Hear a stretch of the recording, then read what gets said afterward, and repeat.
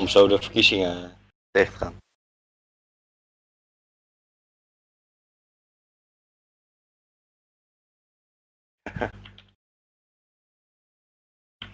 Het is wel een originele oplossing.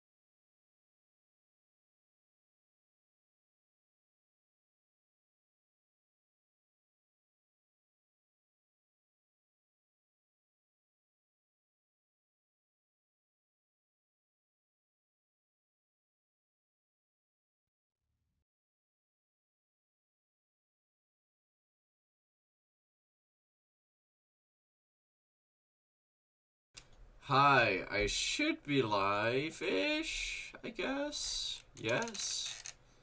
Hopefully, this should work. I don't know what happened there. I was just about to go live like a minute or so, and then my stream decided to not cooperate, which literally lost me almost all of my viewers. Hi. Yes, Ariane 5 today. Finally. Hopefully we'll see it take off. Yes, Ariane 253. First time in a while we are gonna see 3 main payloads on the vehicle itself. We're gonna see, of course, hold up. We're gonna see Galaxy 30 and Mission Extension Vehicle 2 attached together, but both they're separate satellites. Stupid YouTube. And we're gonna see BSAT-4. Why did you drop frames? Yes. Are you gonna cooperate again? I think so. Go away. YouTube, don't scare me like this. And BSAT-4 as the BSAT-4b as the lower passenger. I did a little digging in the archives, so we are gonna have 3 main satellites to GTO, and last time it could find this happening was on September 27th, 2003, on flight 162 of the Ariane 5. What version was it back then? I believe it was the Ariane 5 General still? Or the G+, but it was, back then, it was with INSAT 3E, eBird and Smart 1, which were Smart 1, to be honest, wasn't really a main satellite, but it was considered to be one main satellite. So yes, that was the last time we saw 3 main payloads towards GTO. So okay, I need to refresh this because YouTube, you are lying to me, because my program is not even telling me it dropped frames. So why are okay? Yeah, I should take a screenshot. It's literally telling me with this big yellow bar that it's not running smoothly, which, to be honest, according to my OBS it is. According to my streaming software it should be, so hopefully it should be fine for everybody. But yes, today we're gonna have a nominal mission time of 47 minutes and 39 seconds. So Galaxy 30 is the most upper passenger. Then we have but I pushed it back by a few minutes. No, they didn't. They're gonna be live in 4 minutes. The most upper passenger is Galaxy 30. Mission Extension Vehicle 2 is right below that. Then you have the Silda, which is the secondary payload structure, and inside that is BSAT-4b. Of course, final orbit is going to be GTO with an apogee of 35,000 kilometers and an inclination of 6 degrees. There we go. So today's flight plan. Let me scroll down. I'm looking at the mission kit PDF. Today everything is awesome. Yes.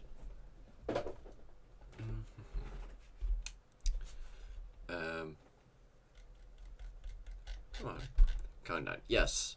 Of course, nominal liftoff. Thing is, keep in mind that T0 for this launch isn't actually the liftoff time, because T0 is the reference time, and T0 is actually the ignition sequence start of the Vulcan main engine, and that reaches full thrust at 7 seconds. So, and then at 7.4 seconds we have liftoff if everything is nominal. Then we should see nominal roll, pitch, and yaw until 2 minutes and 22 seconds when the side boosters separate. Then at 3 minutes and 20 seconds the fairing separates, and at 8 minutes and 40 seconds the core stage should shut down. It separates 6 seconds later. Then at 8 minutes and 50 seconds we should have the second stage ignite, which, if you had a look at the press kit, now states it as a ESCD, because normally it would be the ESCA, as that was the cryogenic second stage.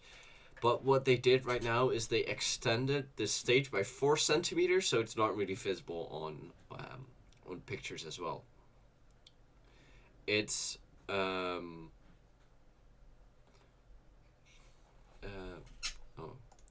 images L0 and T0, they're the same at L minus 10 minutes. No, actually they're not the same until T plus 7 seconds, which is L0.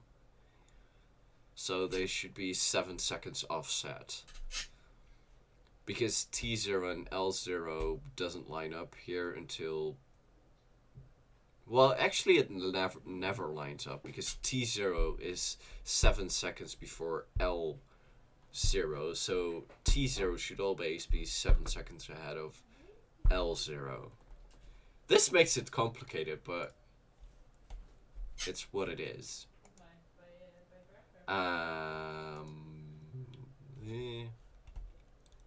Right, was I?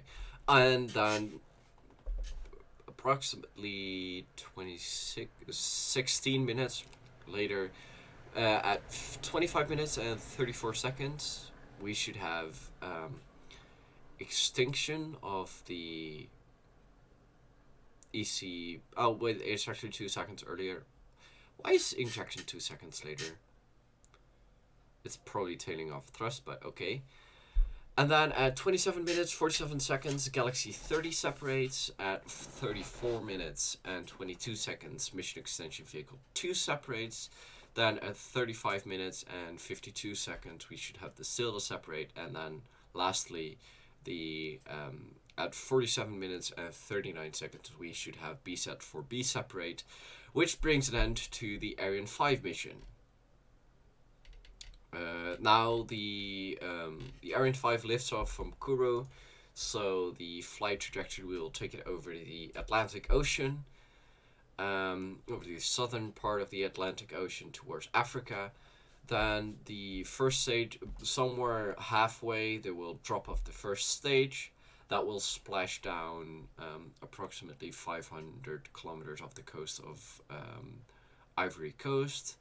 Then they'll go ahead over past Africa, and they'll have extinction somewhere along the east coast of Africa, and then we'll have separations on the above the Indian Ocean. And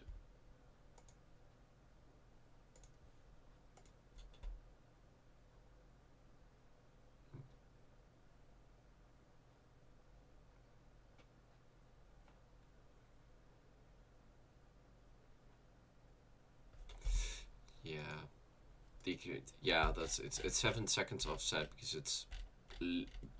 it's the not really terminal count, but it's the everything that happens before engine ignition is conducted before T0 0, which is L minus 7 seconds, yes. But that being said, Ariane 5 doesn't have the capability to quickly reset once it has been below 14 seconds. So T minus 14 is actually the time when the cryogenic arms retract, and once they've retracted and the for some reason the launch doesn't go ahead, they need to be put back and reconnected, but for that the stage or the complete booster needs to be rolled back into the vehicle assembly bay. T minus 0 is T0 is allumage volcan, and then L minus is allumage des EAP, if I understand correctly. Yes, that's true. Although for some reason in the press release it now says that ignition of the Falcon happens at T plus 1 seconds, but it's initiated at T plus 0 seconds. That's at least from what I understand. And then it takes 7 seconds to completely check it out. And then if at 7 seconds it's go, then the computer gives the go ahead, and it's T plus 7.3 seconds the boosters are ignited and the thing takes off.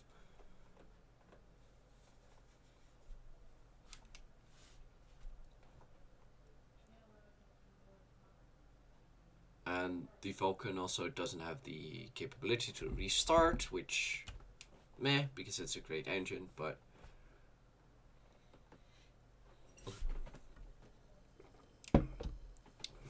I would be happy to finally see Ariane 5 fly again. And as I already stated, this mission is quite special because it is actually the first time since 2003 we'll be flying 3 main payloads. The mission extension vehicle 2. Oh no, we're red for weather. Ah! I didn't pay attention to the thing, but sigh. Let's go to Twitter. I don't want to listen on to the complete rambling. I can put it in as a small thingy. Let's do that.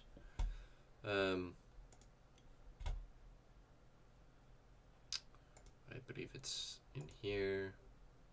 Yes, add source. Let's keep that as a small window somewhere. Oh no. I want this. No, display capture. I don't want my background. Let's keep it like this. Yes. So as you can see, we're red.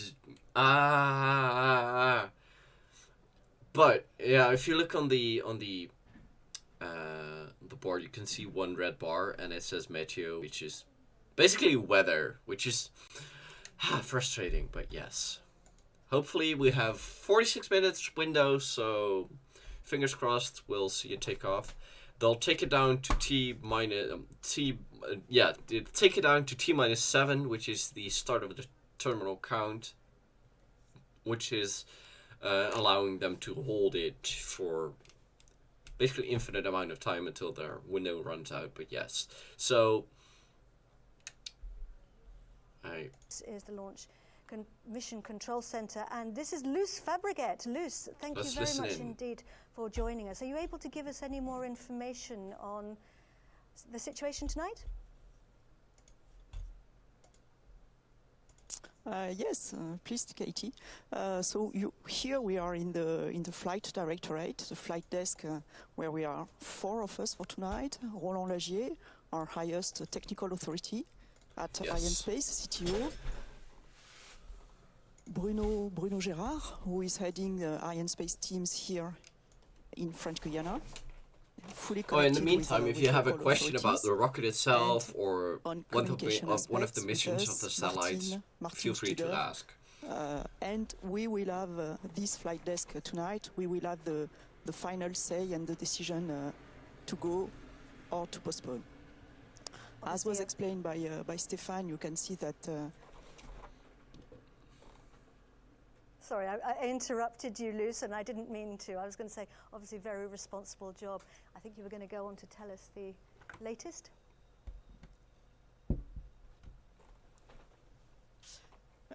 Yes, we as was explained by Stéphane, in fact, we need 3 entities to go, the satellites, and they are here in front of us. The customers are there, ready to go. The launch vehicle with its ground segment is also clear and green tonight. And as you've seen, we've got on the big screen in front of us, we've got a red on the Meteo side. As you know, 5 hours ago, before the launch, 5 hours before the H0 that was targeted, we took the decision to fill the launch vehicle. At that time, we took this decision based on the weather forecast for the H0 for 6:33 p.m. That is local time for the opening of the launch window, based on the models we have on the weather forecast for this H0. After that, we had a new balloon. We had the balloon also in the morning, but we had a new balloon around 3 hours before this targeted H0, and this balloon gave us an information that winds in terms of direction and in terms of levels were not favorable for launch at the beginning of the launch window at 6:33 local time. So we decided to have a new balloon, and this new balloon was launched a little more than 1 hour ago, and its data are being processed now, and we will have the results for these balloons in a few tenths of minutes, and that means we are no more in a position to target the beginning of the launch window, 6:33 p.m. And so the operations will go on, and we will stop the operation on so we'll know if it's go or not in about -7 10 to 20 minutes before the launch. That is the beginning of the automated sequence, and at that time we will stop the countdown, and we will wait for the information coming from this new balloon, for the last balloon of -1:30 minutes, 1 hour and 30 minutes, and based on this data, we will decide to go or not. And that means we will not target the beginning of the launch window, as I said, but we will target a new H0 at 7 p.m. and 4 minutes. Luce, thank you very much indeed for taking the time to explain that to us. So, just to recap, we are waiting now for the synchronized sequence, which starts at -7 for the countdown to stop at that point, which is what we are expecting to happen.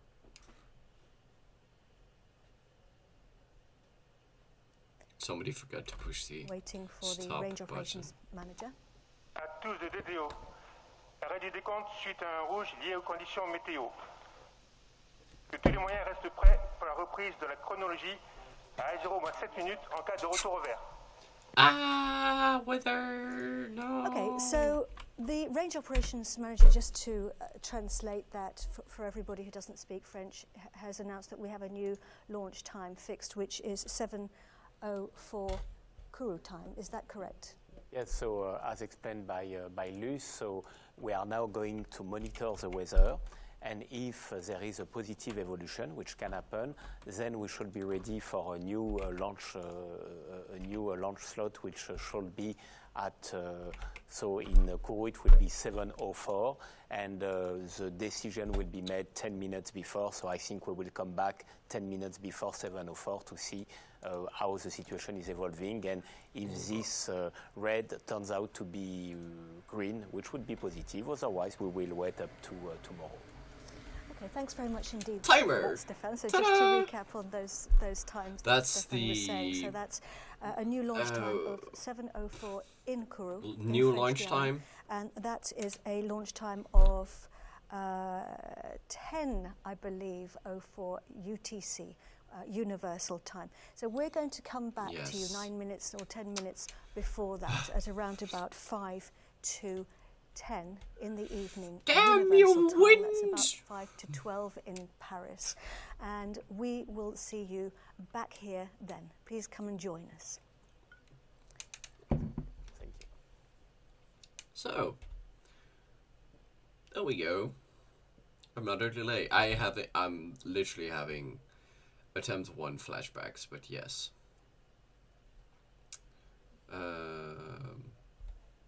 Okay, so let me switch that up. Hide that for a sec. So yes. Hi everybody. It's me, it's my face. So how is everybody doing today? I didn't have time to ask that in the beginning, but yes. How's everybody? But a good day, good morning. I don't know where you're from, but hi. It's dark, as you can see. I'm in Europe, so it's almost 11:30 p.m. So, but it's on a Friday evening. It's fine. Hopefully we're gonna see this take off, but assuming this is the data was from an hour ago, and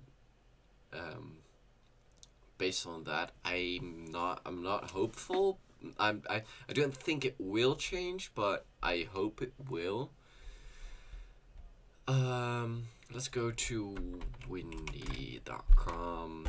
Let's check the. Let's see. Yes, here we go. Let's check the Kourou higher altitude winds. Oh yeah, there's a lot of shear. Looking at what that happened. Oh, that especially the 10-kilometer layer.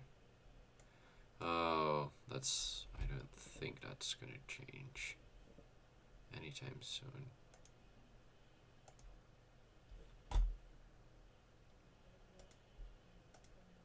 Yeah, so basically what shear is the change in direction of winds. So as you can see, the around about the 5.5 kilometer mark. Oh no, it was higher up, wasn't it? Yeah, there's this. All of it is like this, and unless that 9-kilometer mark, which is literally 90 degrees, which gives it a lot of shear. And like, it's like hitting your rocket with a sledgehammer, which isn't really good for if your skin is just 0.4 millimeters thick. So yeah. Ooh.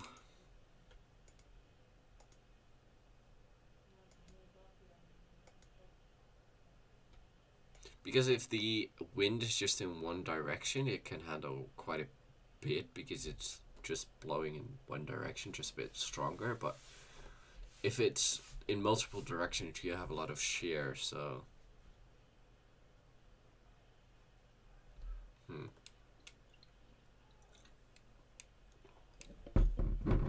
Yes. Sad Arianespace noises.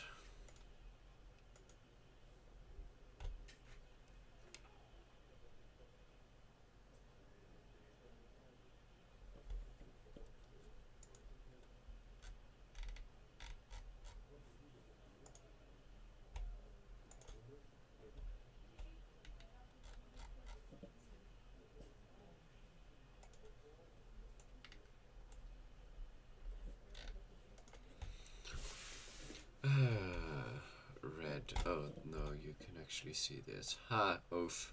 You can see I actually cheated. No. Yeah. September 27. Oof, there we go. 9 minutes.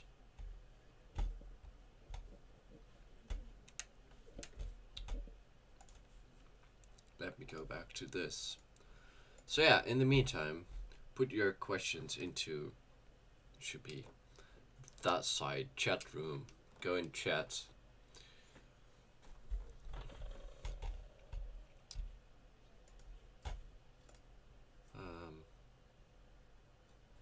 Let's see. They'll likely not put anything on Twitter because they're Arianespace. Twitter doesn't exist for them. Yes, there we go. We put it like this, in the corner. There we go. We can see MEV-2 is red, which doesn't give the launcher authorization to launch. Now, if this were a Soyuz, though, they wouldn't really care about winds.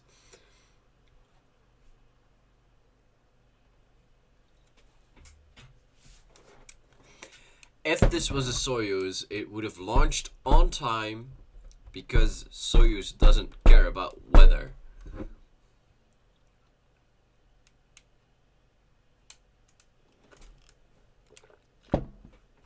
Soyuz would be like, ha, weather, what is that?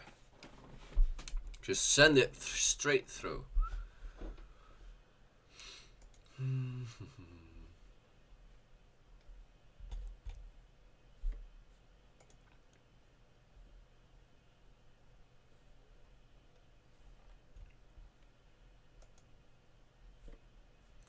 Let's see.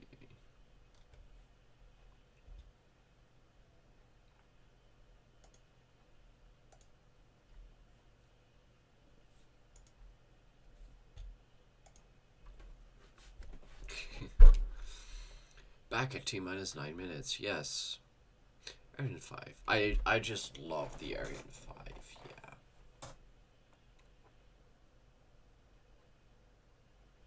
Such cool.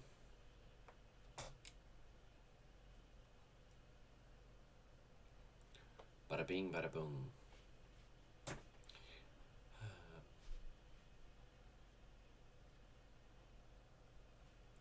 So,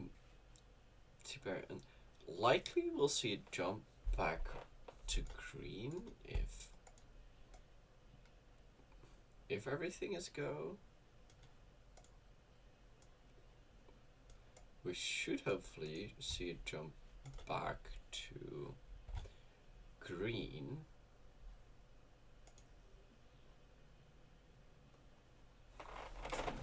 In the meantime, we wait.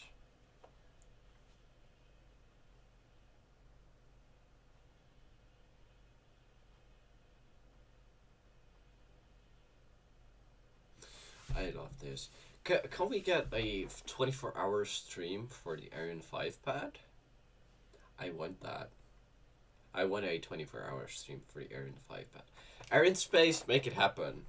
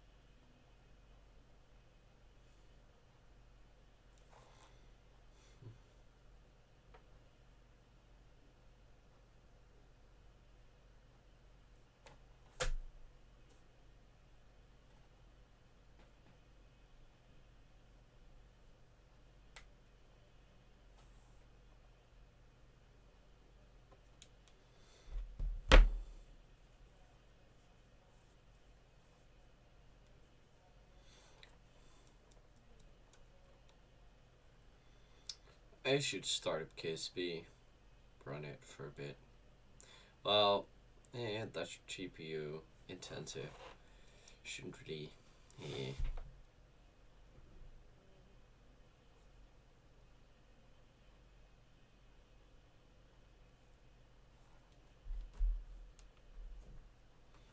Oh wait, I should put the timer in here as well. Oh, timer. Where are you, timer? This is where I am. Timer.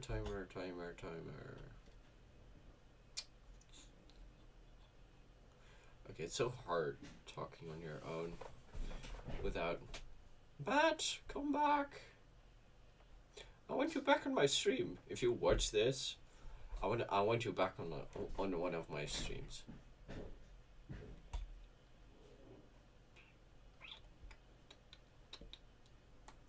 It was text, yes.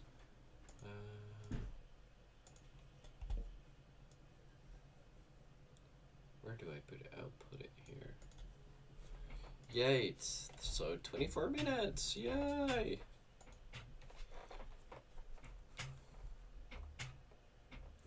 While we wait. New 2-0. Yes.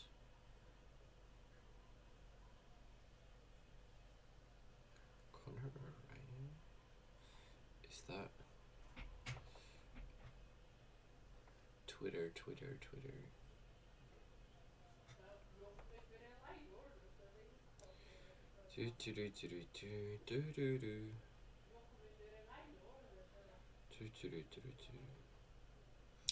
Indication for weather. Yes, it's red. We know. Sadly.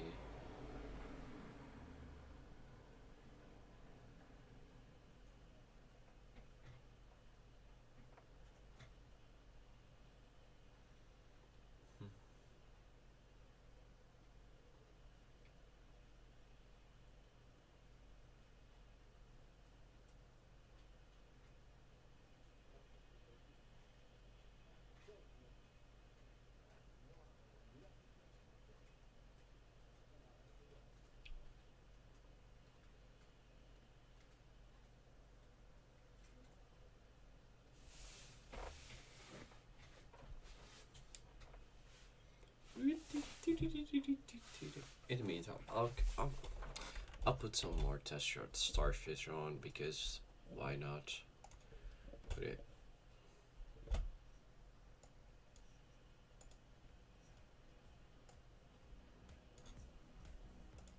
Louder, not louder. Here we go. Test starfish. Enjoy while we wait. 10 more minutes until we get the go or no go.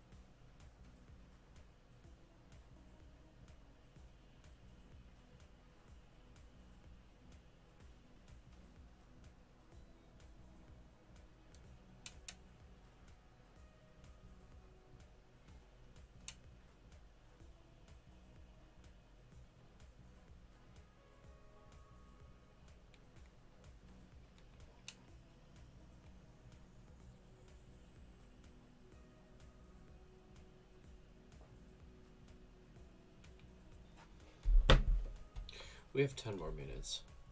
Can I install this? Let's go Steam.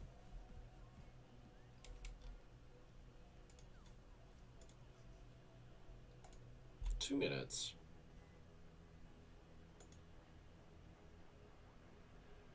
Not even. There we go. We're gonna play some simple rockets too. Let's make an Ariane 5. KSP takes too long to load. Yes. I'm sad, okay? I'm a sad person.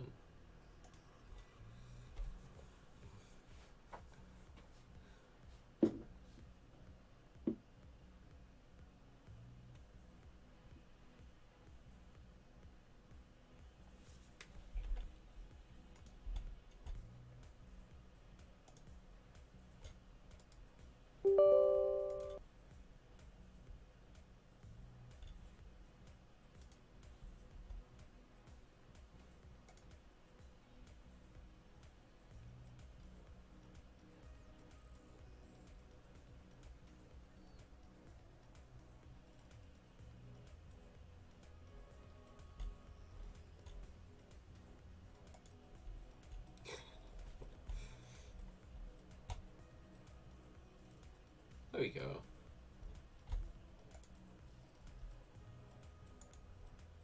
While we wait, completely dark now, but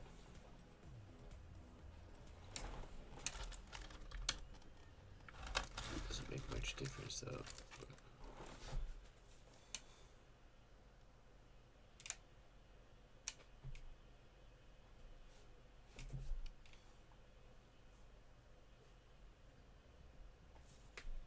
Come on.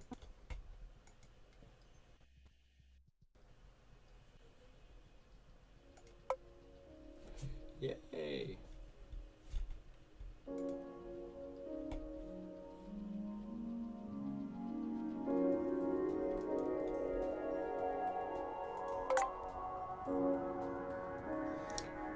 Can we please turn off the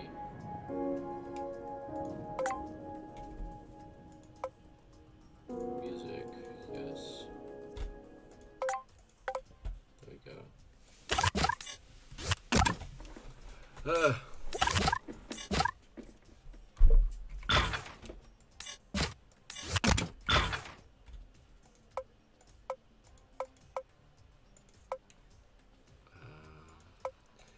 We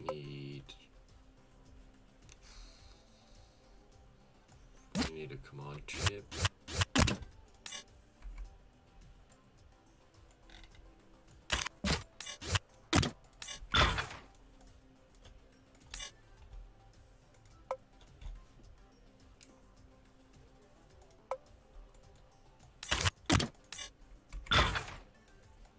There we go.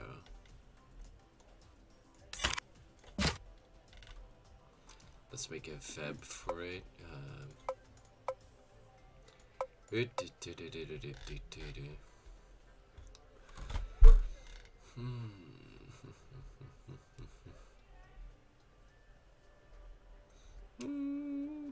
think I need structural parts.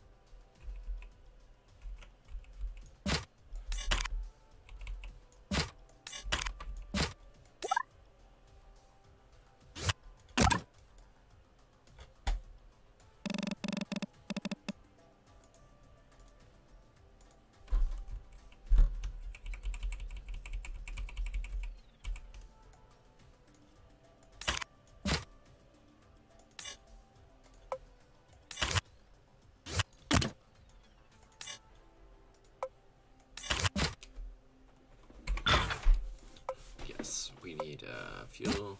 I think let's set this to, what is it? 0.20, no, we need 0.1, but it's actually 5.4. That's a bit big.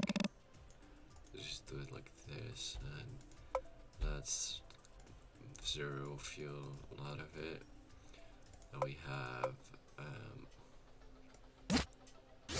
stage.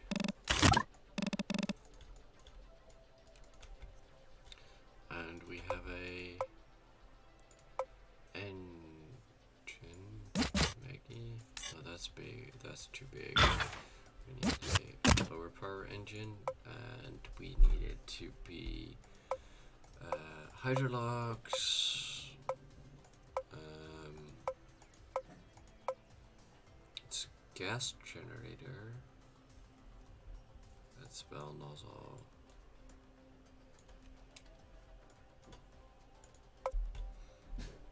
Tube. That's way too much.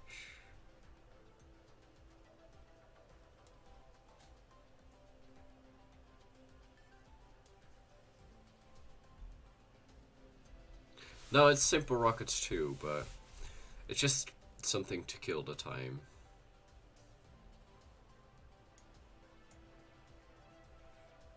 Just put it at 100.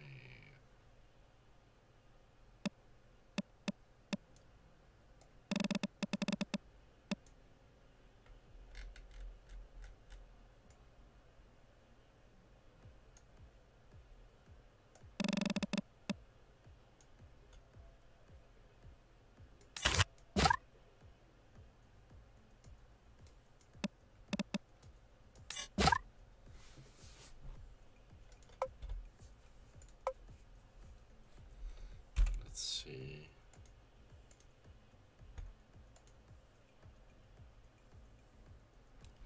What was it? This, yes. Still red. Don't think we're gonna see a launch, but yes.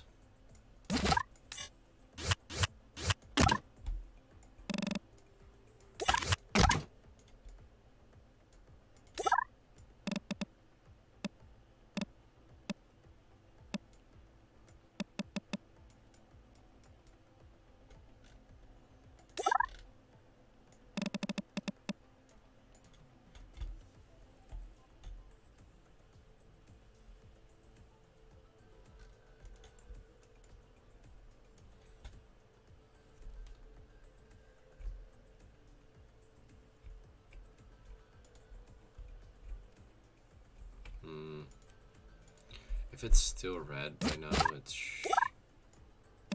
likely bad side, but yes.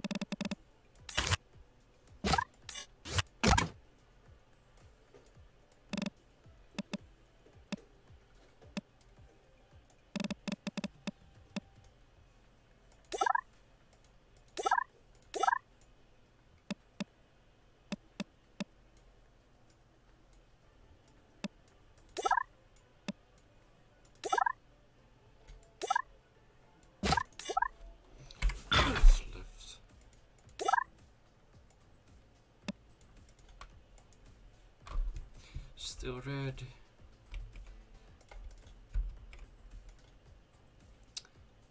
Ah, yes, it's still red. Sad Arianespace noises.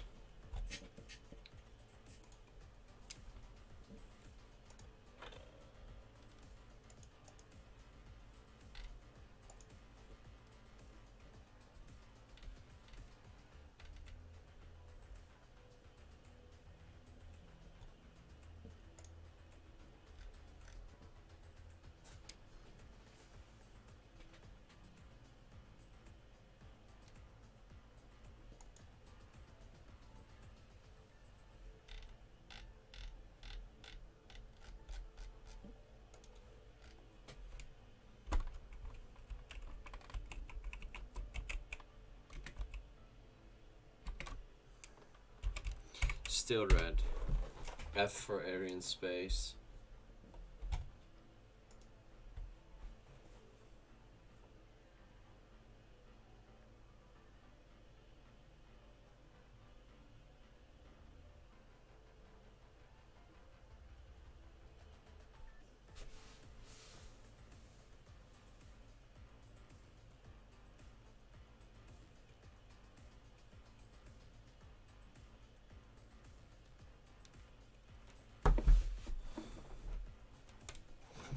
Hello again, and welcome back to our live program. We have 3 satellites on the pad at the Guyana Space Center waiting to lift off. They are Galaxy 30, MEV-2 and BSAT-4b. Now we had to put the countdown on hold because we've had a weather issue. As we were saying earlier, Mother Nature hasn't necessarily been too kind to us, but Stefan Israel is joining me.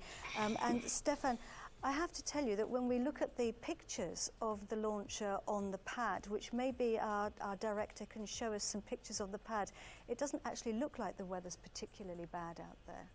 Yes, but you know, you have 2 reasons not to launch due to weather conditions. The first one is when you have storms, and this you can see it.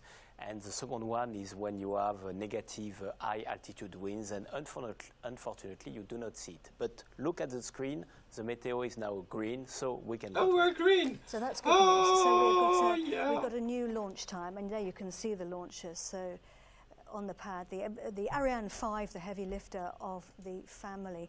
Our original launch time was 6:33 Kourou time. That's 9:33 Universal time. And you can see there. Suite au retour vers des conditions météo, le nouvel H0 visé est 22h04:00 TU. Je répète, le nouvel H0 visé est 22h04 minutes TU. Le temps décompte redémarra à 21h57 00 TU. Good. That means that the Range Operations Manager has now announced that everything has gone back to green, and we have a new launch time, which is 10:04 Universal time, which I believe is 19:04, I think, in Kourou, in French Guiana. So that's good news. That's great, yes, that's great. So I'm going to let you go now, Stefan, and head back to your teams. Thank you very much for joining us. We hope to see you later. Thank you, Stefan Israel, ladies and gentlemen. And I'm going to introduce us now as well to Damien Gilles, who is an expert who's going to be joining me for the rest of the programme. Damien, thank you very much for joining us. Do take a seat. So, Damien, let's just talk about the status panels, because we could see those status panels on the screen. Début de la séquence finale lanceur. Sorry?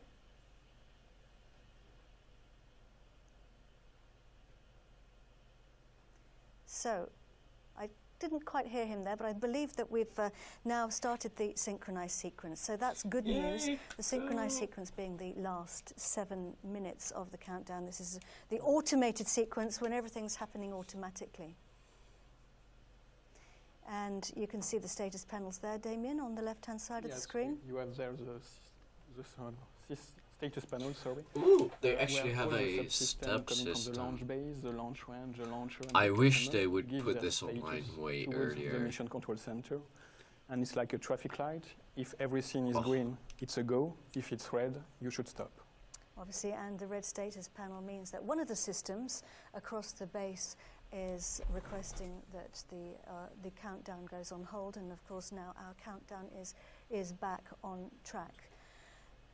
Go, go, go. So we have a number of different teams in the control center. We have the program managers, who are some of the teams who work closely, aren't they, with the client? What do they do? Exactly. They are the sole contact between Arianespace and our customers. As you know, the customer is very important for Arianespace.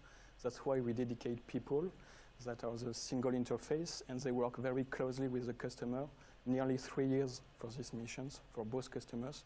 And you can see there on the screen, Marie-Laure Chauffour with the interface for Galaxy 30 and MEV-2.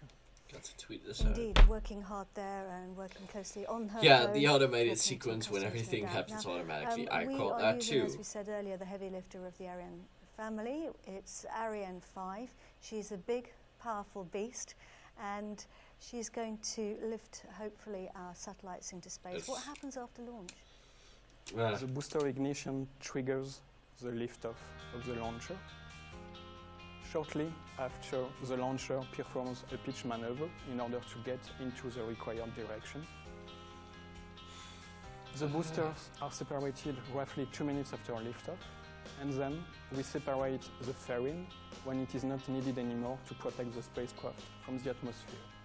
The main stage engine switches off when the launcher detects that the They intermediate literally orbit need is to be a reached. channel without This all of event this. is called injection. Although the graphics are cool, but The main stage then falls down into the Atlantic Ocean, and the upper stage engine switches on and will carry our satellite up to their injection orbit.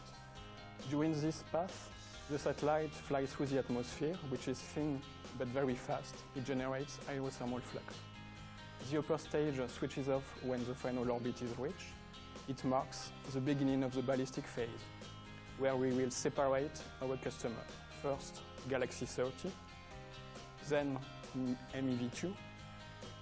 Before releasing BSAT, we release the SILDA, the dual-launch black structure that you can see. And finally, the release of BSAT-4b. The launcher completes its mission with the start of the passivation, and from now on, the teams from the Spacecraft Mission Control Center take over and perform all the maneuver up to the final destination of the spacecraft.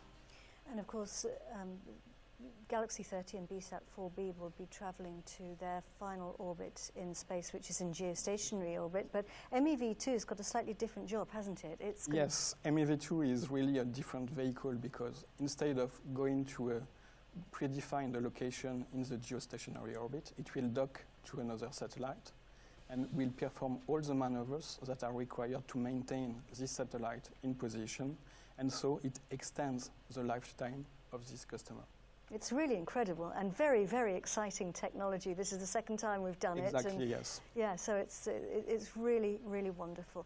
So the computers on the ground will have now given the launch time to the computers on board. So prior to that, the launcher didn't know what time it was actually lifting off. And if you look at the top of the vehicle, you can see, we call them the cryogenic arms, those structures clamping onto the top of the vehicle, and it's pumping cryogenic propellant in. That's liquid hydrogen and liquid oxygen stored at very, very cold temperatures. Yes, because we need to get them liquid, and so the temperature for the liquid hydrogen is minus 253 degrees, and for liquid oxygen, minus 183 degrees. And they are so cold that they evaporate, and we have to topping up continuously up to the final I love the venting and on we the disconnect sides. the cryotechnic arms 6 seconds before H0. So you'll see that happening just before launch. Another thing to watch out for is the fact that we switch the engines on the main stage, the À tous Vulcan les engine, DDO, attention pour moins 1 minute. 7 seconds before the boosters.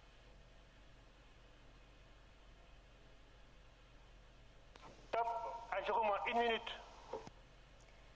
We are 1 minute to launch. We're live at the Guyana Space Center for the launch of Galaxy 30 and MEV-2 for Intelsat, Nice and fairing. BSAT-4b Yeah. for BSAT Maxar. The and fairing of the Aryan Ariane in 5 is quite Japan. big, actually. Our very best wishes to all the teams now as we sit back and watch the launch. Good luck, everybody. Ariane 5 is a big boy. or big girl, whatever you want to call it. Main stage is 5.4 meters in diameter, so yes, it's big.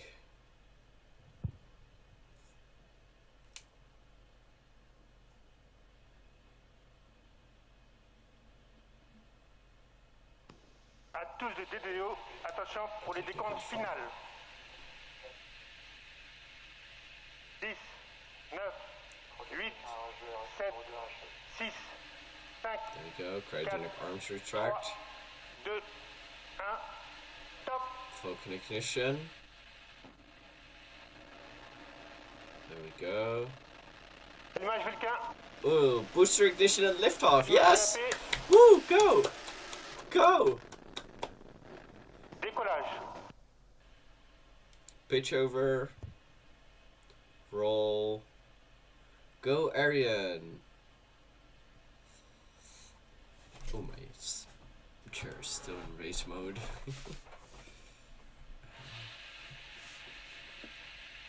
La propulsion est nominale.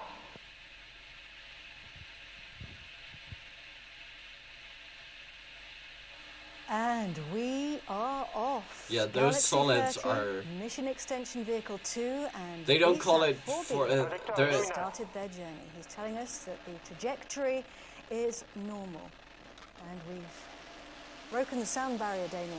Oh, there Exactly, we go. we are now traveling faster They than don't the speed call of it sound, the which rumble in is the jungle equal for roughly to nothing. 1,200 km/h, and the speed will continue to increase in the coming seconds. And look at that. Ariane 5 is blazing a trail across the night skies at the Arianespace Center, heading La out over the propulsion est Atlantic. nominale. Everything's going according to plan. Right now, we are 1 minute using remaining the boosters into to get us SRB away flight. from the gravity of our Earth, aren't we? They're doing all the work. Yes, they are doing most of the job because they provide roughly 90% of the thrust today. It is equivalent to 13 jet engines for each boosters, and their job is really to push us away from ground and to provide sufficient velocity to the launcher. And we need a lot of Trajectory energy to still do that. Each propellant, right on point. each booster, burns 2 tons of propellant per second. That's an awful lot. And if you look at the right-hand side of the screen, what you could see there was our distance from the pad. You could see our speed or velocity. 22 and seconds our remaining altitude, into SRB and flight.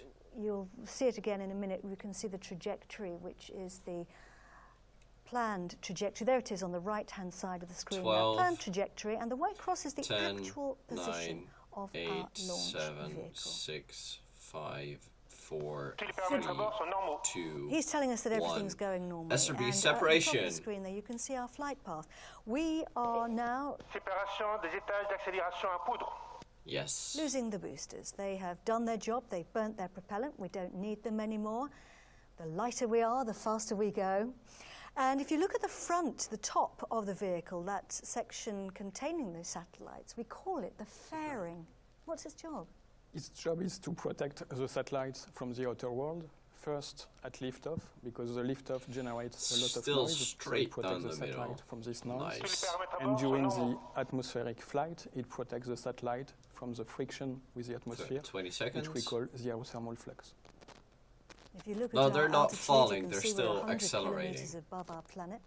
That But means we've the crossed SRBs are the now border falling with with style. space, often known as the Kármán line. 5, 4, 3, Getting closer 2, now to being able 1. to eject our Séparation fairing. de la coiffe. That's what it looks like because we don't need it anymore, Damien. We're in space, Exactly. The effect of the atmosphere There is we now go. very low. so we don't We're have going enough quick. thickness in the atmosphere for friction to bother us. And we can see our satellites for the first time at the front there. You can see Galaxy 30 and MEV-2. And then there's a black structure. Yeah, That's you called meant the the EAPs, cylinder. yes. And inside that is BSAT-4b. You can't see it right now, but we hopefully will see that later. You're getting information in your ear, aren't you? The range operations manager's hearing it, and you're hearing it too. Yes, I have a direct link with people located near the launch pad. They are located in Galileo, a few kilometers away, and they receive directly the telemetry from the launcher and gave all the confirmation and all the status, and the range manager receives exactly the same information. And at the Space Center, the Range Operations Manager is responsible for calling that out to everybody. Our flight path takes us out across the the EP Atlantic. splashed down in We're the Atlantic, travelling along approximately the 500 equator. kilometers We have off a number the of tracking coast stations of along that French flight Guiana. path, and they pick up the signal. You can see our But flight they do path splash there. down, yes. They pick up the signal And from the they launch could be as it recovered, flies but over. Is that right? like on Exactly. the We space have shuttle, the it would be more network of expensive to stations which recover are and located refurbish all over the them, flight so path. they're just The jettisoned. first one is located in Galley. But which is a few they kilometers away were from the recovered in the launch pad. past It will to cover all the beginning of the look flight at up to the main how stage. damaged the O-rings were We have and then Natal, located in what Brazil, shape they were after which they will burned cover out to part of the main stage see if they flight. needed to change And anything. then we have the next station, which is called Ascension, which is located in the South Atlantic. And we have in a gap, what we call a telemetry gap between Natal and Ascension. It means that we have a loss in the visibility, but this is completely nominal because we foresee it, and we do not lose the data because we record them in the onboard memory, and we download them when we are back in visibility. The next station is Libreville, and we have exactly the same phenomenon between Libreville and Ascension, where we have a telemetry gap, which is exactly nominal. And at the end, we will be in direct visibility of Malindi, which is located in Kenya. And Malindi will allow us to follow the end of the flight, and in particular, the ballistic phase, where we will have the separation of all our passengers.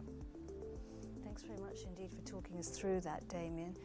So that's the last station you can see there on the film, Malindi in Kenya. And the guys and girls there will be tracking the separations.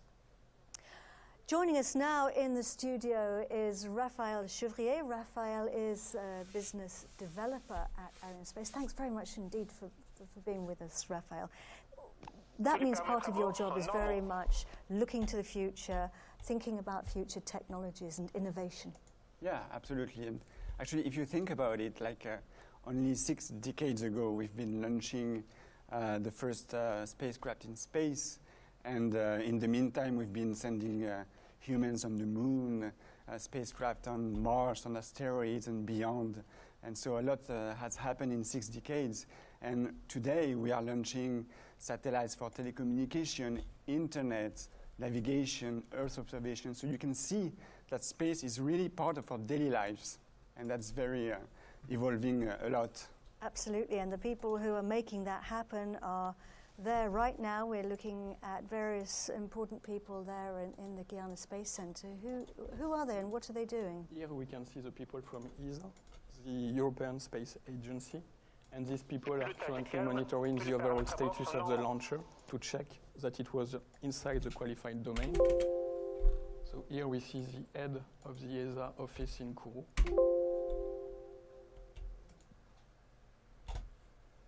All these teams very important. Still going right down the middle. Scheduled moment here for the acquisition of the signal, picking up the signal at the tracking station in Natal, in Brazil, one of those tracking stations that you mentioned to us back there. And we have the confirmation there from the Range Operations Manager that we've picked up that signal.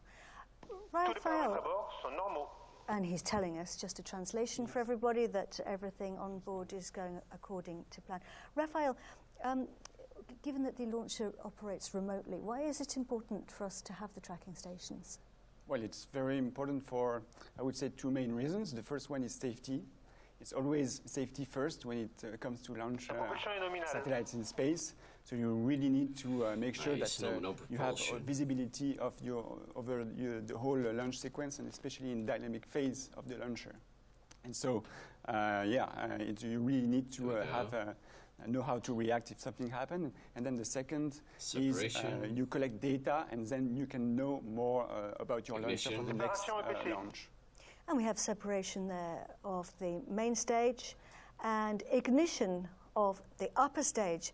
This is very much now the next phase of our journey.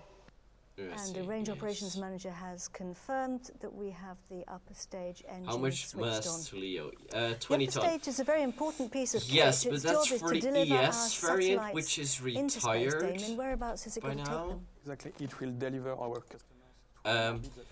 The ES was the hypergolic version of that. It launched the ATV to low Earth orbit to the ISS, and it launched the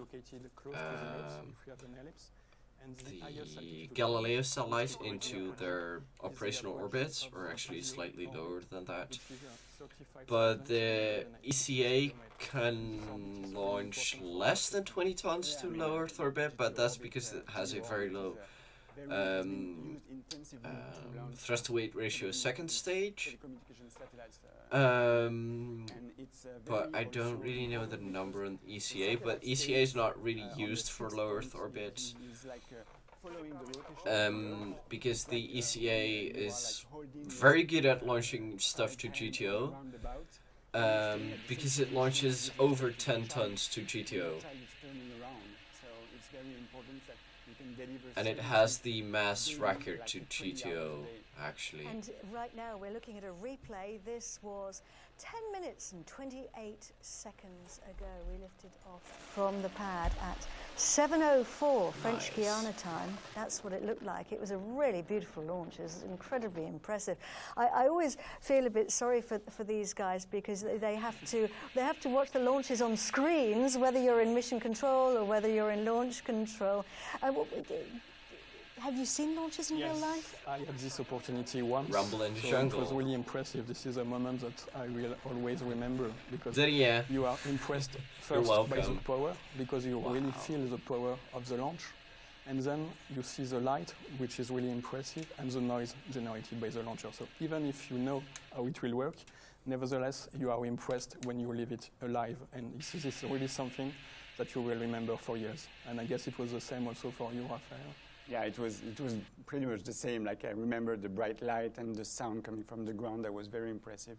And I also remember that I was really hesitating between like taking pictures with my phone or leaving the moment. And I quickly put my phone back to my pocket and lived the moment, because like the images are like just breathless, really. Yeah, it's a really exciting thing, and you actually feel the vibrations as well, which is quite impressive, isn't it? And of course, Ariane 5 is the biggest of the family of launches here. She's incredibly big. And Raphael, today she's more efficient than ever. Just very, very briefly, tell us why. Yeah, it gained over the years, 2016, 300 kilograms of performance. So DNA is part of innovation is part of our DNA, and we continuously improve the performance for the customer's benefit. Absolutely. Let's go and watch a film now and see what those improvements involve. Oh, there we go. Lighter vehicle equipment bay.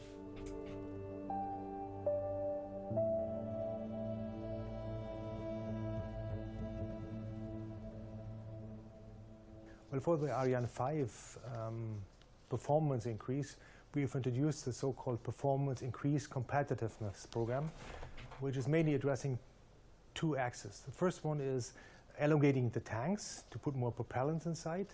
This is in the ESC part. But secondly, we were elongating the equipment bay, the VE-BH, to enable much more payload inside the Ariane, and introducing also a more innovative membrane, which will also be used in the future in the Ariane 6. As soon as we finished PIC, we had to start with PIC because the market was demanding much more performance. It was basically increasing the space below the CILDA, the so-called double seat adapter, increasing the space in the cone, and last but not least, lowering the apogee to also serve the sub-GTO. With all these measures, we gained additional 500 kilograms of performance. Oh, that's quite a bit. The philosophy for Ariane 6 is a totally different one to Ariane 5. Of course, we build up on our heritage of the Ariane family, but for Ariane 6, we use the modular design from scratch. to make it versatile and scalable for all customers and the fast evolving market. Among all the different things we have at stock, I would like to mention Icarus, our innovative carbon Ariane upper stage, fully made for performance jumps into orbits which we have not visited yet. For example, the cis-lunar orbit. And these are topics which we have in our pipeline, thanks to all of our good engineers, our excellent teams, which make it happen. Thank you to all of them. Well, now, during that film, we picked up the signal. We've heard from the range operations manager. They're telling us that everything's going normally on board. We will have picked up the signal. Just show us from the tracking telemetry, station in please. Ascension Island, Yes. which is in the middle of the Atlantic Ocean. Damien, how does... Well, I was going to ask you, how does Ariane know about where she's going? But we're going to watch a film about the vehicle equipment bay.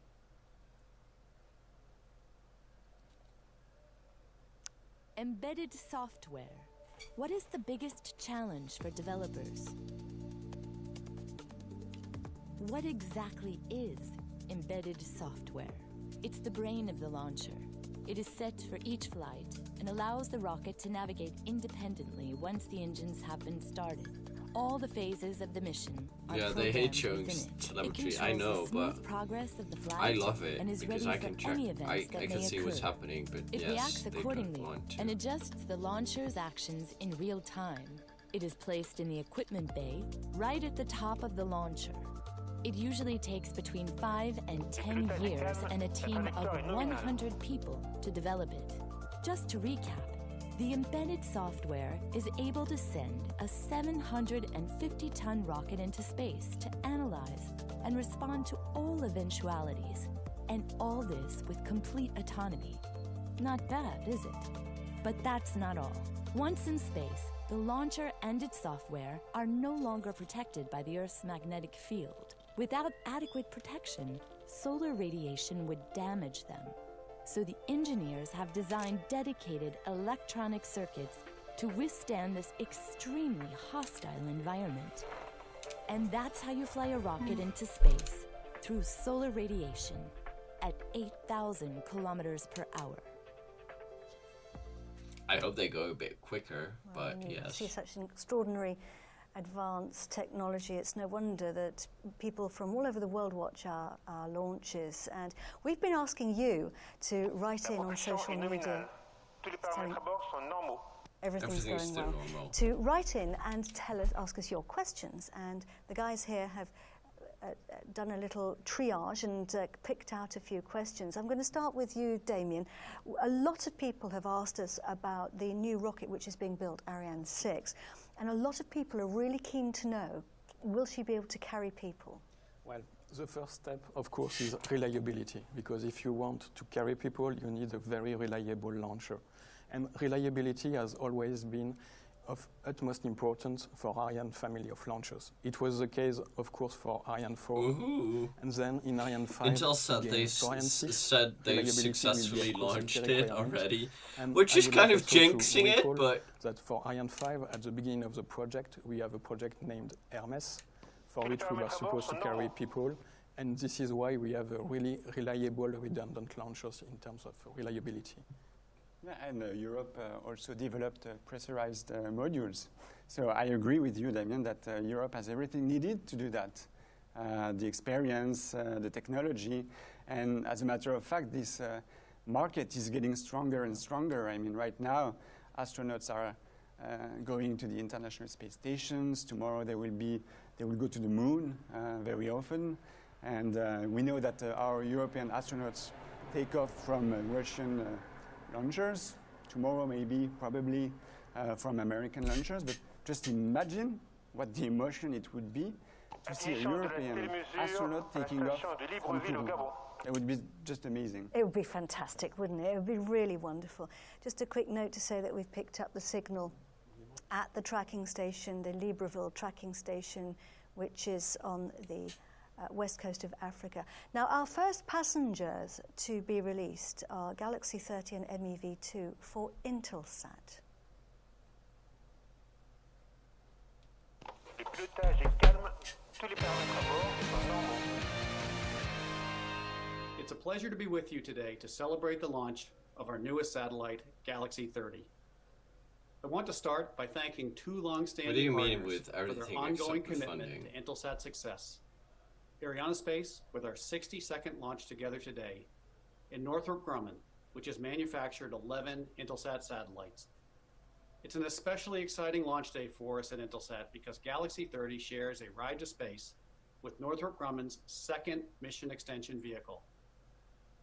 Our Intelsat 1002 satellite will be the very first customer of MEV-2 services next year. We were proud to partner with Northrop Grumman on their historic MEV GEO orbit servicing mission earlier this year, and we look forward to pioneering this second mission with them. Thank you to the Intelsat planning, engineering, and operations team who have been passionately involved in the Galaxy 30 and MEV-2 programs. There's also a deeper purpose and significance to these launches. Every new Intelsat satellite in space means that we're able to connect even more communities, businesses, and governments, and in turn, to empower even more people with life-changing connectivity and communication services. Galaxy 30 is Intelsat's first satellite to utilize 4 frequency bands, with C, Ka, Ku, and L-band services. It will play a key role as part of our C-band cable distribution neighborhood in the United States. It will also serve network, enterprise, and government customers with its extensive coverage of North America, including a hosted payload for the Federal Aviation Administration in conjunction with our partner Leidos. Thank you. Enjoy today's launch. And go Galaxy 30 and MEV-2. Are the mission extension vehicles the ones that can boost satellites to a higher orbit by docking with them? Our satellites are not especially into a higher orbit, but they do the station keeping for the satellite, so they the satellite can keep operating for longer, which extends the mission life of the satellite. This richer, higher quality content to reach the viewers and to keep entertainment, news, and sports reaching homes at its best quality in a way that is hyper reliable, always on air, ready to be consumed. This launch is not your typical launch. Since the launch of our first satellite back in April 1965, so that's 55 years ago, Intelsat has launched 150 satellites. This is the 151st satellite that we launched. But it's actually the very first satellite that has 4 different frequency bands. It will enable a slew of new applications.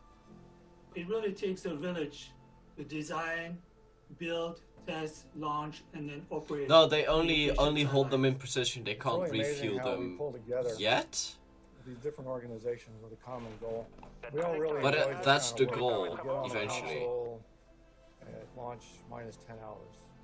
And once they ignite those solid rocket motors, it's 100% commitment.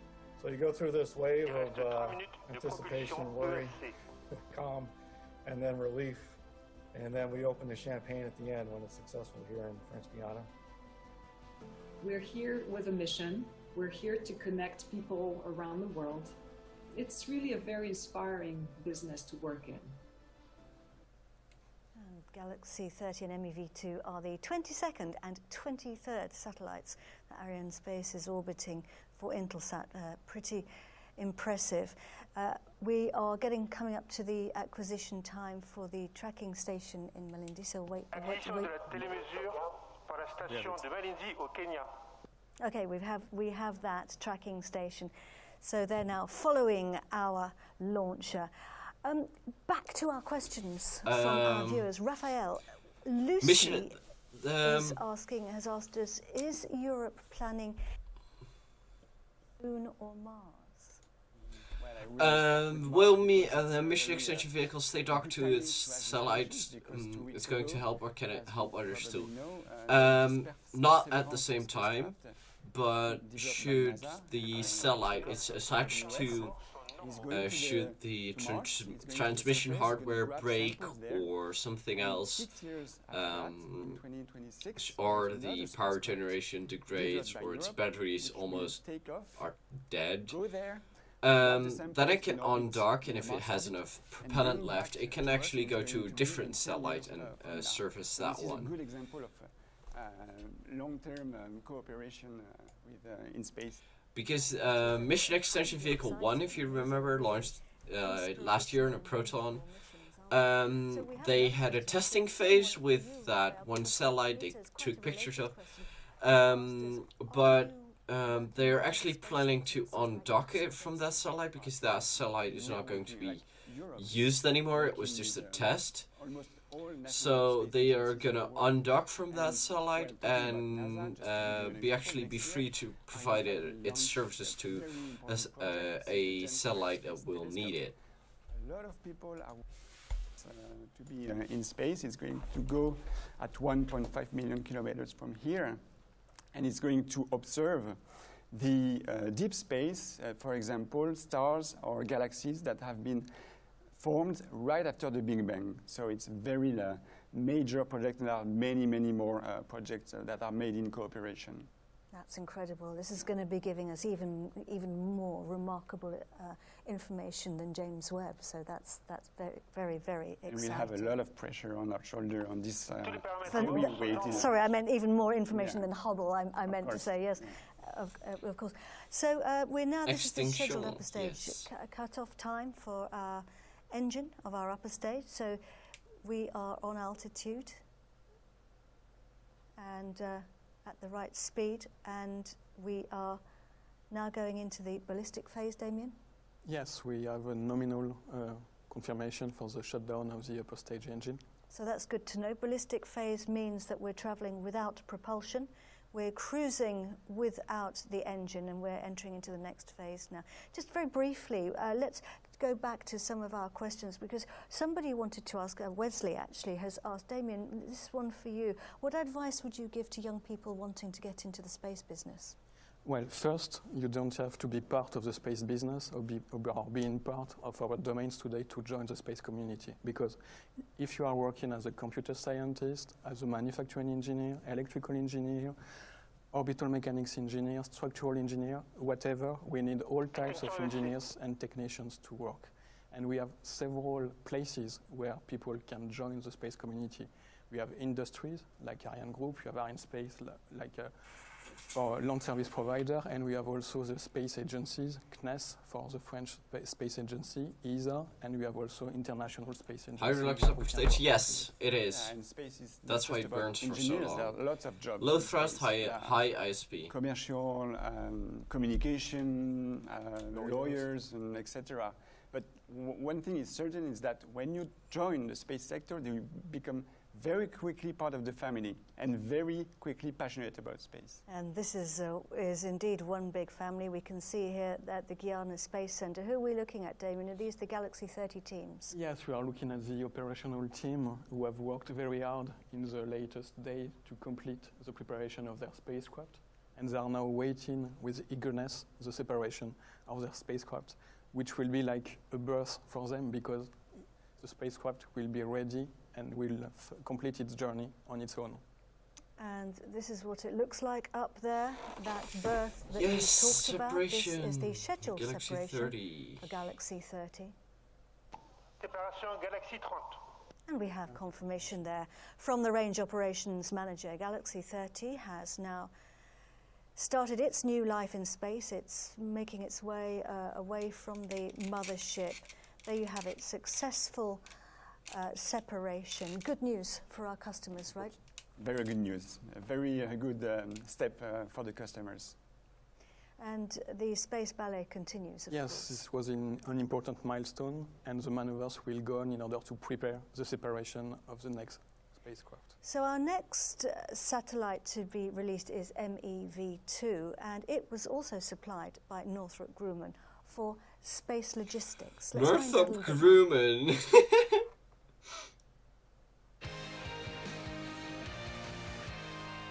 Hi, I'm Joe Anderson, Senior Director at Northrop Grumman, and Vice President of Space Logistics LLC, a Northrop Grumman company.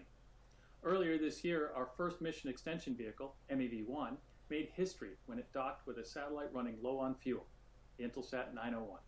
Now IS-901 is back in service thanks to our innovative technology that gives satellites a new lease on life. Our low-risk docking system keeps the customer operational and extends the lives of useful satellites. Once our services are no longer needed by the customer, the MEV is able to undock with the client satellite and continue on to our next customer. Today, we are ready for the launch of our second MEV, which will perform its first docking with another Intelsat satellite, the IS-1002. On behalf of Northrop Grumman and Space Logistics, I want to thank Intelsat and Arianespace for being trusted partners on this innovative mission. Finally, we have a short animation that shows the MEV-2 mission in more detail. Go Ariane and go MEV-2. The minions will be delighted, yes.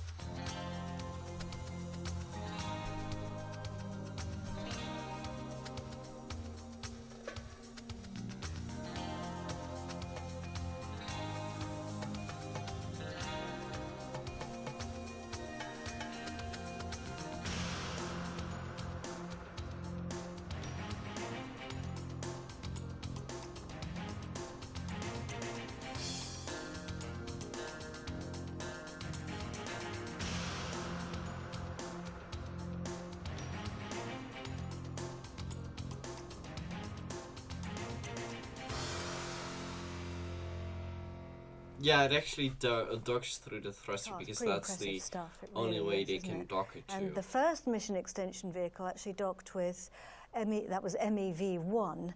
That was launched on board a Proton rocket in October 2019, and it docked with Intelsat 901 in February 2020, so that was this year. And I mean, it's really exciting, isn't it? Yes, this technology is really amazing. As you have seen in the film, it combines several innovative technology. First, you have to ensure a rendezvous with the customer. To get that, you have to get close to the customer, to the spacecraft. You have to check its attitude, its angular rates, in order to be sure that you will be in a position to dock to it. And then you have to get very close to it and dock to it.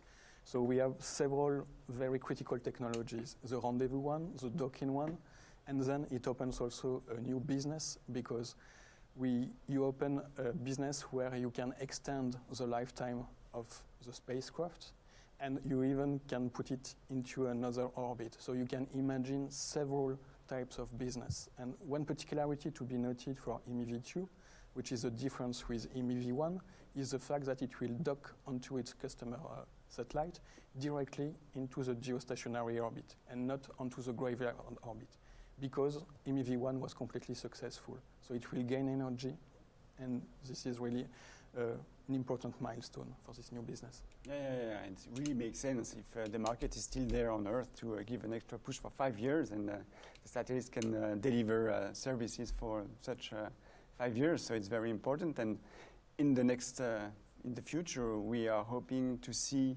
like even more advanced activities of such MEV satellites, such as satellites refueling, satellites repairing, and even like satellites deorbiting, so the satellite doesn't have to go itself to a graveyard orbit. It can ask for such a service, and that's a very advanced technology. And here we can see here the teams at the Guyana Space Center. Who are we looking at here, Damien? We are looking at the MEV-2 operational teams, who are also in charge of the Galaxy 30 in Guyana Space Centers, and they are awaiting for the separation of their spacecraft. Which is coming in the next few seconds. And there you have it. This is the scheduled moment for the separation of MEV-2. Séparation MEV-2. And we can hear there, we've had the confirmation? Yes. So that's good news. MEV-2 is now on its orbit and separated, pushed away via springs there. And we can see the Northrop Grumman Mission Operations Center there. What are they doing? They're taking control of their satellite, aren't they? Yes, first they have monitored the status of the spacecraft during all the launch, and now they are taking control over the spacecraft, and they will work continuously during the coming days in order to prepare the journey up to the final location for MEV-2. So it will include deploying antennas, deploying solar panels, and performing all the required maneuvers in order to get to the required positions and circularizing the orbit. And we still have, of course, BSAT-4b attached. It's hidden at the moment underneath what we call the cylinder. I just want to go back to our questions, because we've actually had somebody who asked just a quick response from you about the cylinder. Tony asked, how can the cylinder be ejected without damaging its satellite? Okay, so to be very short, there are two major points. First, the separation system is made of 8 springs. So these springs provide energy to the part of the cylinder which is jettisoned. Pictures. And when we need it, if the lower spacecraft occupies a very huge volume, we can tune the balance of the cylinder in order to avoid it from tilting during the separation. And the process lasts roughly 4 seconds. So we've talked a lot, Raphael, a little bit previously about how things are changing in space, but you really do know the satellite markets very well, don't you? How have spacecraft been evolving recently?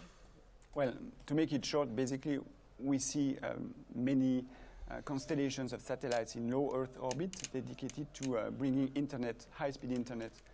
The plan is to connect everyone and everywhere, and even like things like planes and trains and boats, moving things like this. And we also see more constellations dedicated to Earth observation, and these are very important for monitoring the climate change. And also, it also serves some new digitalized sectors, such as agriculture, building, rescue services, and also very small businesses, such as counting empty spaces in parking lots, for example. Oh, that's an interesting one. Very useful.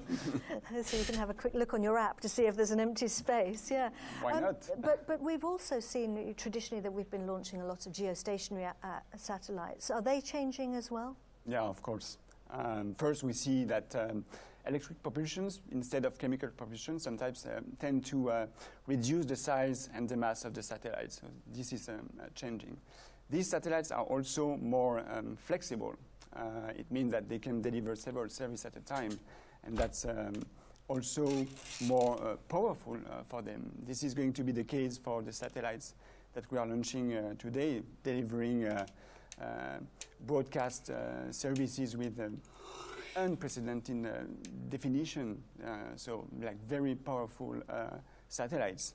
And of course, we are hoping to see more MEV missions doing very impressive. For me, this is very futuristic, this kind of docking to a satellite and pushing it to the correct orbit for more years. And of course, you're going to have to, you're adapting your launch vehicle to cater for these different shapes and sizes of satellites. Of course. If the satellites are getting flexible and more diverse, then we need to be flexible as well. So the launcher needs to be able to launch satellites anywhere, in any orbit, anytime. And so with Ariane 6 and Vega-C, our next generation of launch vehicles, they will be equipped with a reignitable upper stage, allows you to bring any type of satellites anywhere. And for this, we also develop carrying structures, specific carrying structures, in order to offer ride shares, and that's very important for this. Very, very important for these markets, and we'll be seeing a lot more of those in the future. Now, I'd like to go over to Japan, if we can, to Kiyoshi Takamatsu, who is the head of the Arianespace office in Japan. Kiyoshi, I think it's good morning, isn't it, rather than good evening? What time is it there? Yes, then here it is a good morning in Tokyo. The Kuru is just on the opposite side of the Earth, so that the time difference is just 12 hours. So it's the same time than 7:44, but it is in the morning, and we are 12 hours ahead. So that we are now on the Sunday, August 16. And where are you exactly, Kiyoshi? Yes, and I am at the customer VSAT headquarters on the third floor. I'm at an office of the President Inoue. I will try to show him.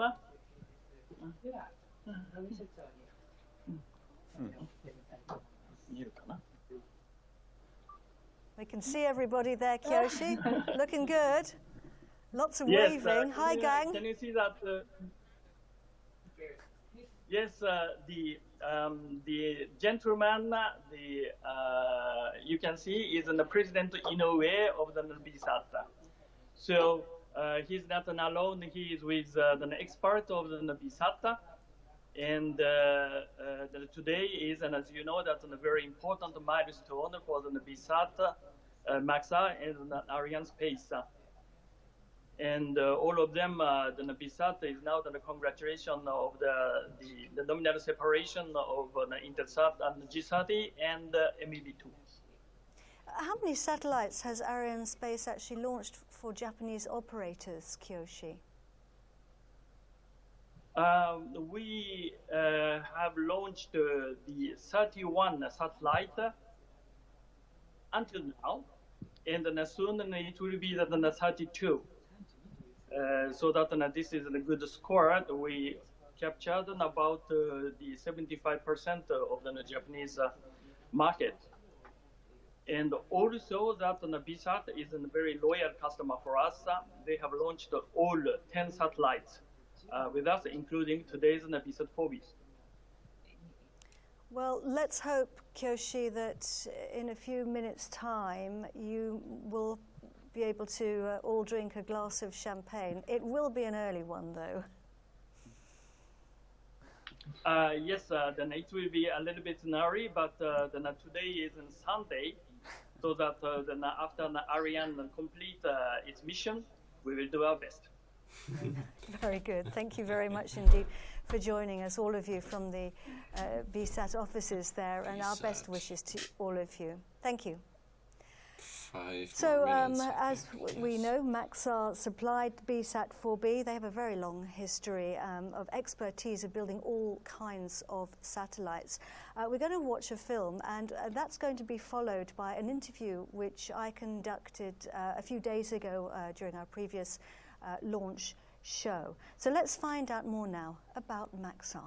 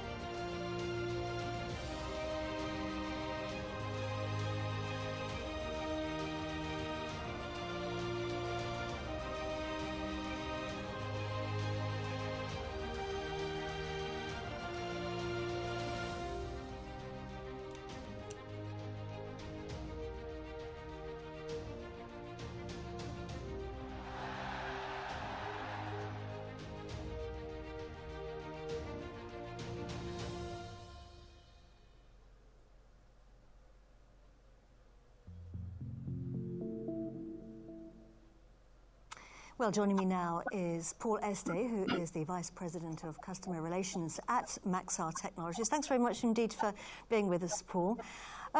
Just give us a little bit of information about the structure that the satellite is built on.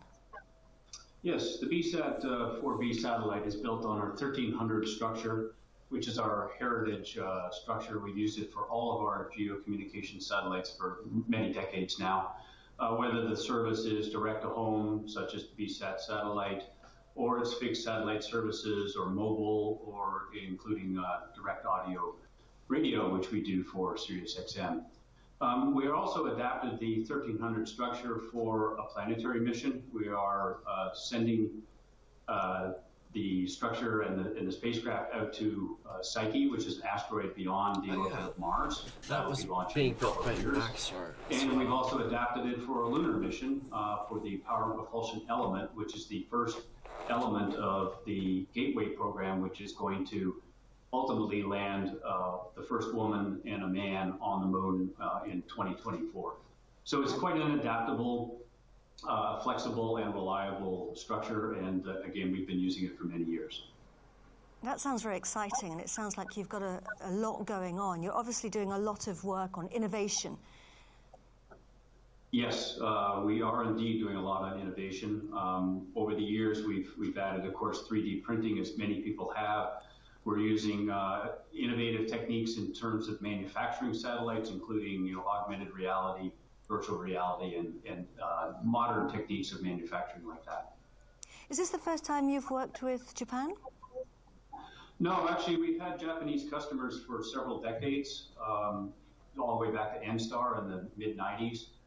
Recently, of course, we've had the BSAT customer. This is the second one we've done for them. We did BSAT-4a, this is 4b, both providing high-definition direct-to-home television for Japan, including several 8K HD TV channels, which are spectacular when you see them. And before this, earlier, about 5 years ago, we did 3 satellites for JSAT Sky Perfect. Paul Este, thank you very much indeed for joining us, and best wishes now as we get close to separation. Thank you very much. So I was talking to Paul Este there a few days ago, but it's incredible. They're doing some really exciting stuff, aren't they? I think he has summarized pretty well how space is evolving. Like we've heard moon, asteroids, Mars, 3D printing, additive manufacturing, and we've heard also reconfigurable satellites. And this is also like a game changer for the telecommunication market. Reconfigurable satellites in geostationary orbit is very important because satellites can switch from frequencies. A single satellite can do this in order to diversify the services, and they can also point at very specific locations on Earth. And here we can see we're getting close now to the moment, the scheduled moment for separation of BSAT-4b. And this is what it looks like, the satellite being... And we have the confirmation there from the Range Operations Manager. So this is excellent news. Congratulations to everybody. Yes. Congratulations to everyone at BSAT. And I want to go to sleep, so I'm not going to watch the speeches. Yes. Let's go back here. Successful launch. Yeah, do I have to say anything else more? Are there any questions still about this launch? I know a lot of you have tuned out, so that is not right. And if not, gonna end it there. Wait a bit until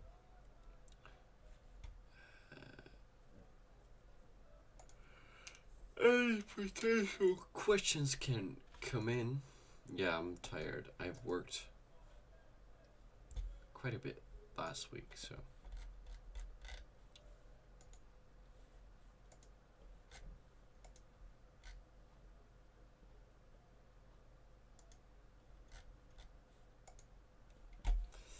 Hopefully. No, and if there are no further questions, I'm gonna sign this off, and yes, see you on the next one. I don't know when that will be. Follow my Twitter. That's my handle. Follow me on Twitter. I'll probably let everybody on Twitter know when I'll be live. I now have Discord. Link is in the description, or actually the invite is in the description. Not yet actually, but I'll make an invite right now.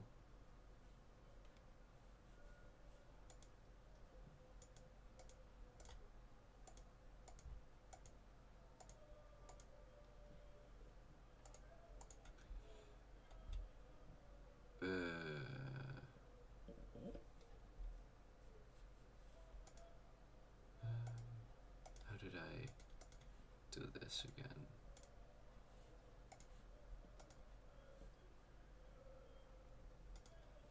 Yes, invite.